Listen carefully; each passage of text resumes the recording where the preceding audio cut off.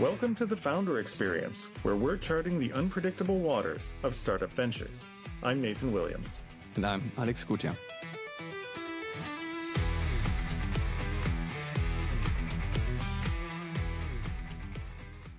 Alex, about a couple months ago, in August, I was on vacation with my daughter and my wife. We went to Poland.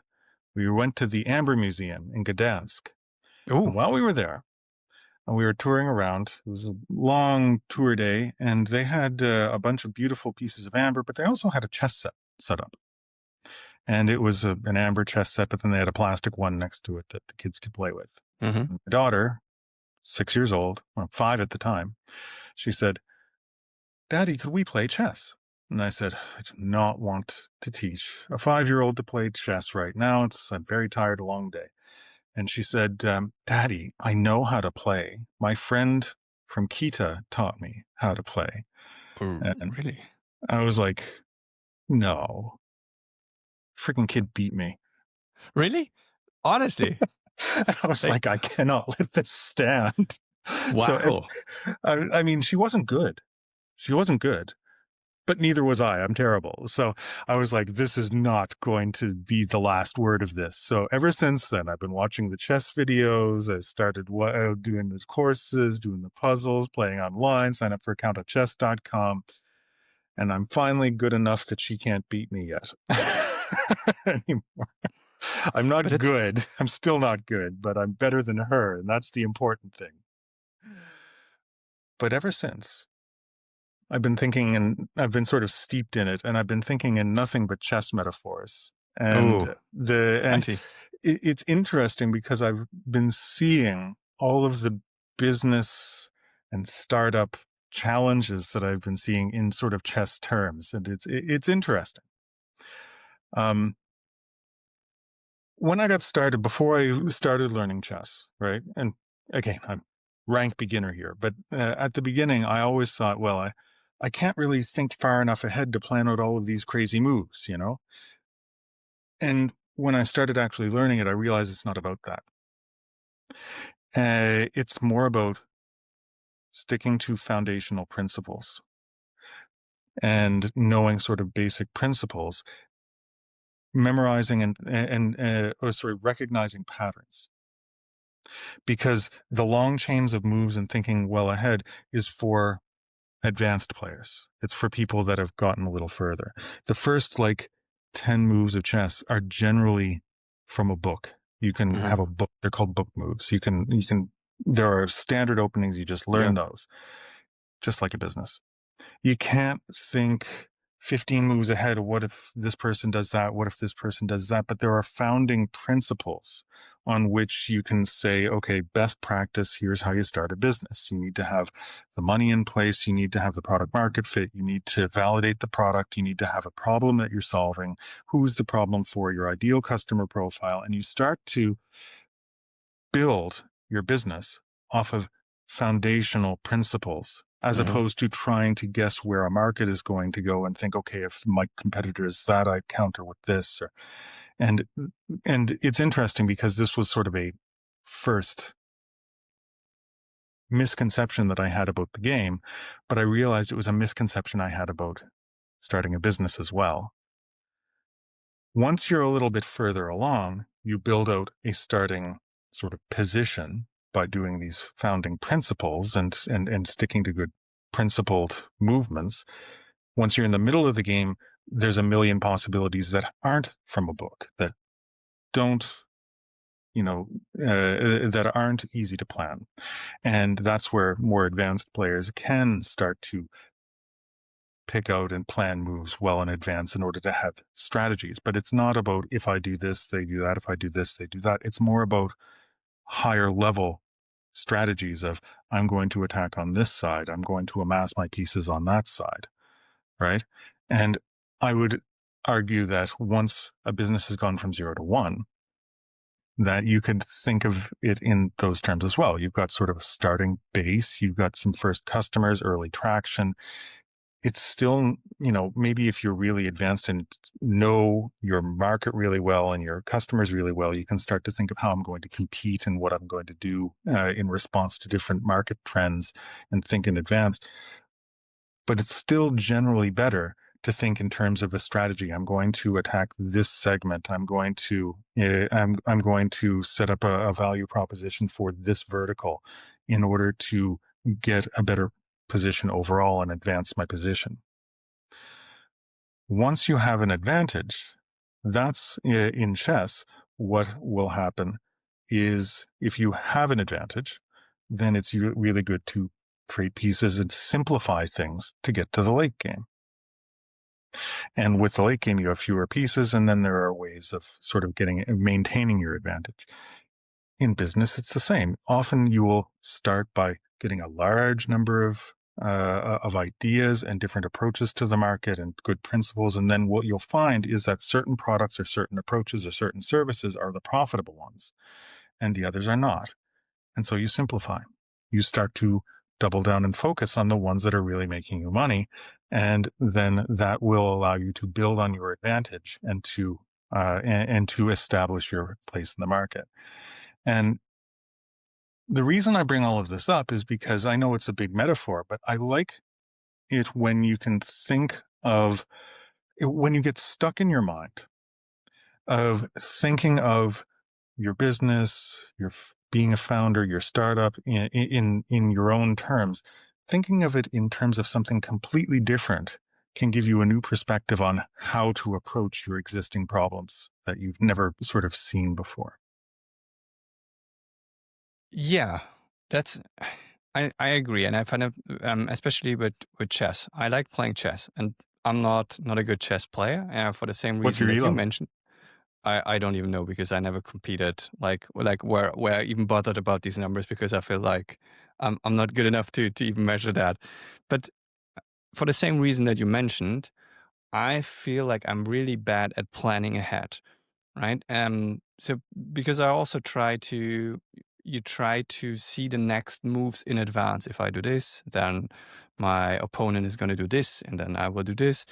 And of course, these are branches, right? Because there's not just this single move available to you and your opponent. So you see, it's branching out, so it's getting complex very quickly. But then again, especially with that metaphor, like chess is really like it's a complex but limited. You see all the game, right? You see, okay, this is the playing field.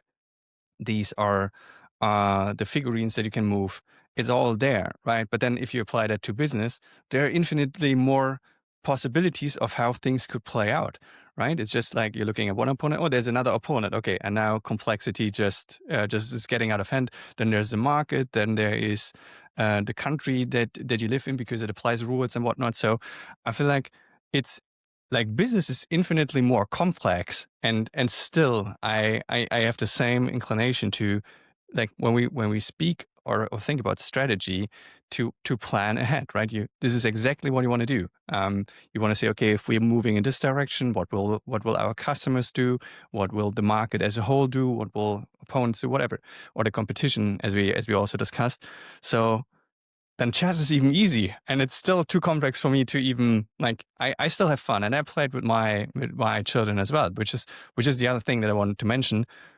You wouldn't think that chess is one of the first games that they are even willing to learn, because it's like it's not an easy game, right? Because you have to move. Okay, what figurine is allowed to do what moves, right? You have to remember that in itself is mentally taxing, and then even the strategizing part, even if it's just planning for one move ahead, right? And it's but yeah, I feel in business we always try to do this and don't realize how complex things can be. And yeah, it also reminded me of maybe it's a little bit of kind of experience and or mastery, that you start out and you just, especially when you start out or start with your first company, you just look at, okay, what are proven tactics, templates, whatever, to getting started. And then you become more proficient in these, and then you can freestyle, right? Similarly to a chef, just having to stick to a recipe initially to just prepare a meal. And over time, they can mix and match, and they come up with their own style, right? They don't need the recipes. It's almost intuition at some point if they have mastered their skill. And I think this is the same for business. You will make a lot of mistakes, and you can listen to other people just talking about their mistakes, right? So you potentially don't have to do or make all the same mistakes.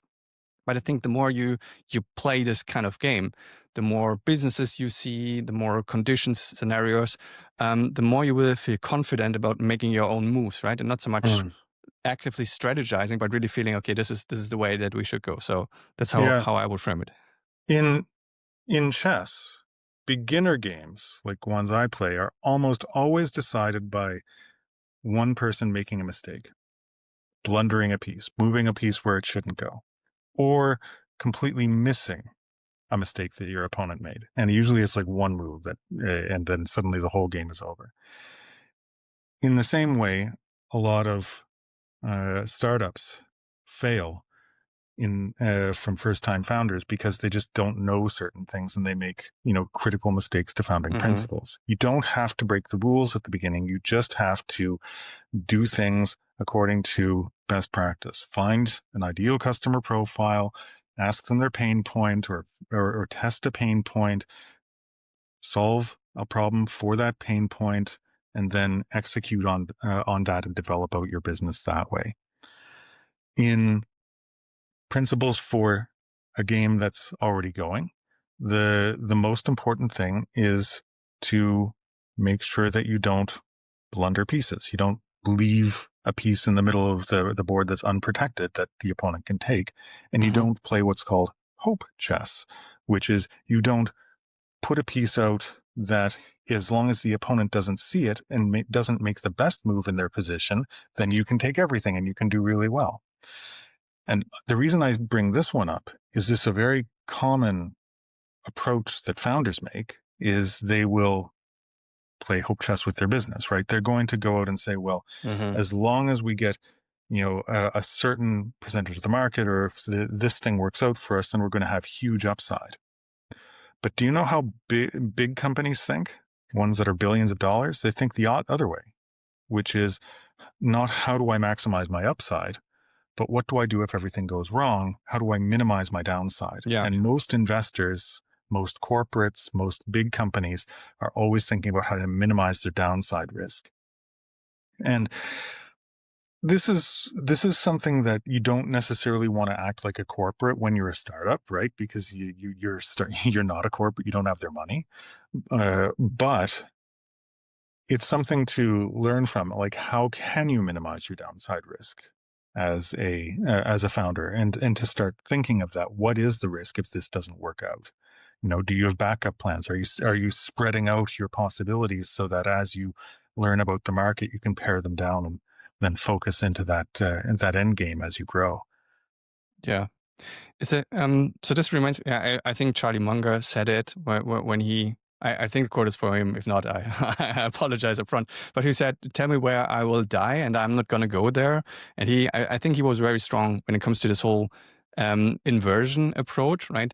So instead of always asking, okay, how can I win this, or like, what is it that I need to do to make X, Y, Z? Instead ask, okay, what should you, like, what are the top 5 mistakes to avoid? And I'm not sure if I shared this before in one of the episodes, but the other day I was playing bowling, and I didn't play it for 20 years. So yeah, like the ball. Was it a kid's birthday party? No, actually, no. I was in a solid session with someone who played professionally, or Wow. had played professionally. So I went to ChatGPT and said, okay, what are the 5 rookie mistakes that you can avoid, right? And it came up with, okay, if you swing, you stop the swing too early, so you should really move the arm like the whole, like until you, like, even if you have let go of the what's the name for the bowling ball? Sorry, say again. The ball. Bowling ball? Okay, that was easy. Yeah, but yes. But as soon as you let it go, you still finish the swing. Like these kind of things, right? And at the top 5 or even 10 points. And I try to do this more often.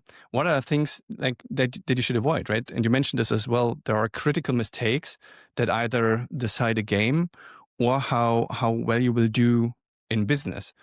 And so I just wanted to, that's why I wrote it down. What do you think are the top critical mistakes that as a founder you can make early on or during you set up the company that are hard to recover from. I don't think they're they're probably not terminal decisions, but like the critical mistakes that you could make That's a that really good. That's are a hard to really good recover. question.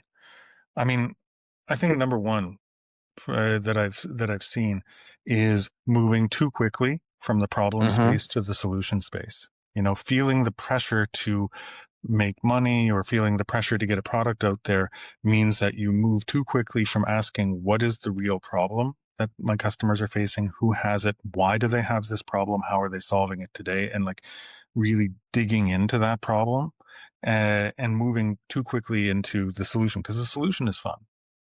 Let's be real. The True. solution is fun. It's fun to build something new. It's fun to create something. It's fun to say, okay, I've got this resource. What can I do in order to build on that and get the team together and then have something in my hand? But if you spend more time on the problem space, going, you know, like, why do people have this problem? What's the pain point they have? Then you'll tend to do better. And I'll give you a concrete example of this, right? And so with one of my first businesses that I started when I moved here, it was a business in the chemicals space, right? And so I spent some time asking, what's the pain point? The pain point was that there's a new regulation that requires all the companies to register their chemicals and all the hazards with them in Europe, and every chemical sold in Europe, right? Big thing. It was in 2013 that's happened. And it was really hard to keep track of all the updates and all the data, because you have data coming from all the different chemical sellers. And so I said, well, clearly it's hard to keep up with all of this. It's obviously a pain point. So I'll make a database of all the chemicals and all the updates. And then people can just type in the identifier number of the chemical and find out what the status is. Has it been banned? Is it going to be banned? Is there new hazards? And that sort of thing. I moved way too quickly from the problem space to the solution space, because if I had stayed longer in the problem space, I would have asked, well, why is it hard to keep track of it? Who needs to keep track of it? Do the people who are keeping track of this have money? Are the people with money, how are they solving it today? And the thing is, how they were solving it at the time was hiring people. And so we started working with BASF as a pilot project. But the thing is, BASF had hired 5 people to do that job. And once you hire someone as BASF, you cannot fire them. So, not easily anyway. So in spite of the fact that we would have saved them money, they couldn't get rid of the people. And so they rather would get rid of the project. And so this was this thing that I ran into, is not really understanding the pain point of the customer and how they were solving it today and how I would improve on it. And then after that, I had this whole lovely database, and then the EU came and basically built something that was very similar. So you could pay me or you could get it for free. So, right. And so I wasn't adding enough value because I moved too quickly into the solution space. So that's number one, the first blunder that a rookie can make, is not spending enough time thinking about the problem and understanding the problem space. Yeah. Yeah, and you're right. It's fun, right? And jumping to the solution is fun because you feel like, oh yeah, I got it.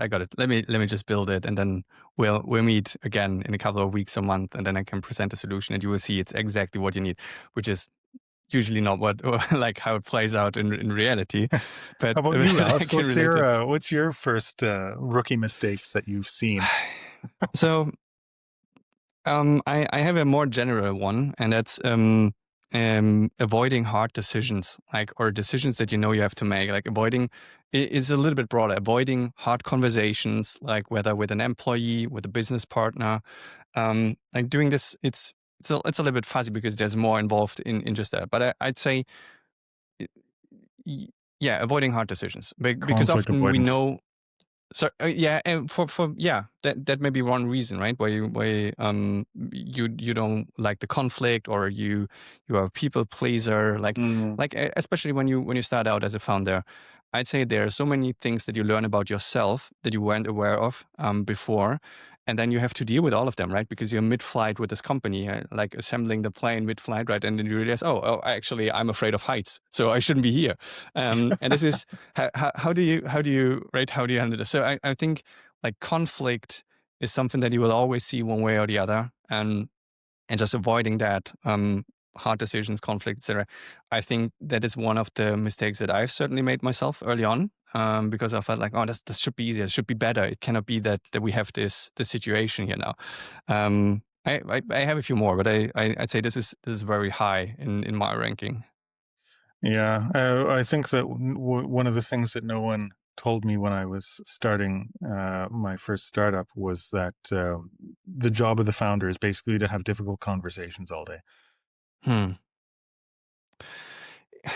I mean, it's true, right? If everything were smooth sailing, you wouldn't be needed. Like that's that's your job, right? Your job is to work on and solve problems, right? Yeah. Because like otherwise, what's the point of you being there if everything is being taken care of itself, right? That I mean, and that's hard to see. That's people, or I felt like I didn't sign up for this, but this is exactly what you sign up for, like Yeah. managing these kind of things. So, yeah, that was a hard lesson. Yeah.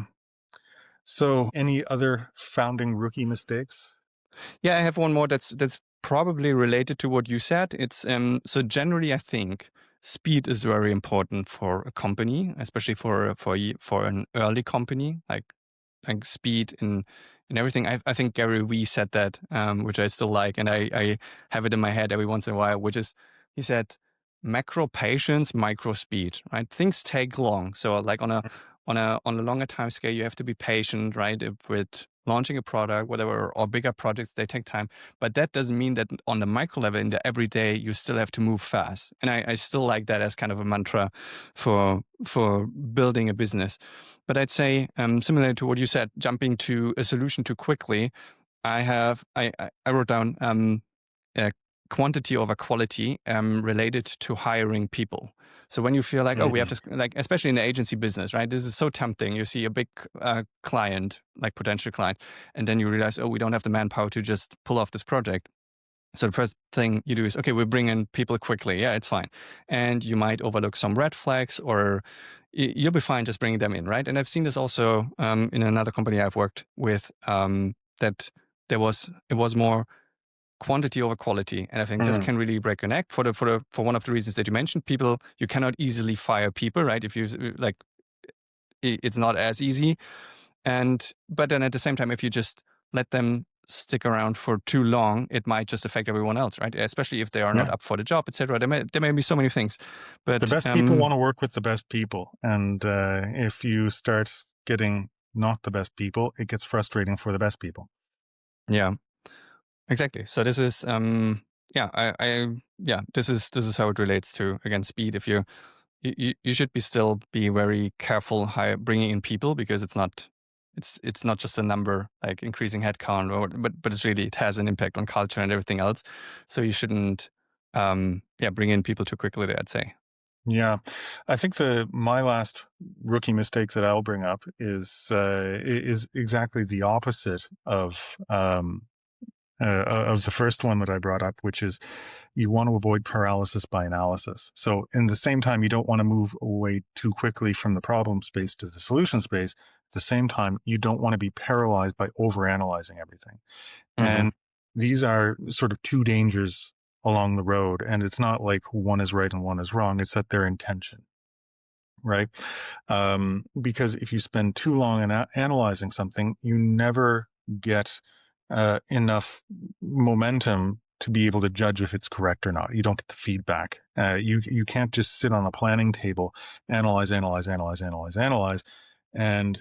without actually building and delivering a product at some point.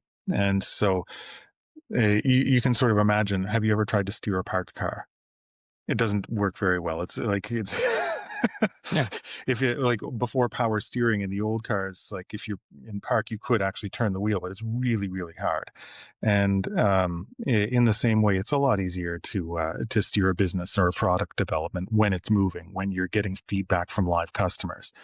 And so that's why this MVP, or minimum viable product model of startups, has really caught on, because you don't want to overcommit resources to polishing an enterprise grade product before you're able to deliver a first minimum product, something that you test and gets customer feedback, and then you can say, okay, this works, this doesn't, etc. Because that feedback is going to be what can guide you along the road. And so bringing it back, I think that these rookie mistakes are that often happen. If you can avoid that, then you've got the first principled openings of your startup, right? Like of how you can get a product into the market, or a minimum product, and then have something to work with in order to transition to the middle of the game, where you're trying to be a scale up and then to grow the business.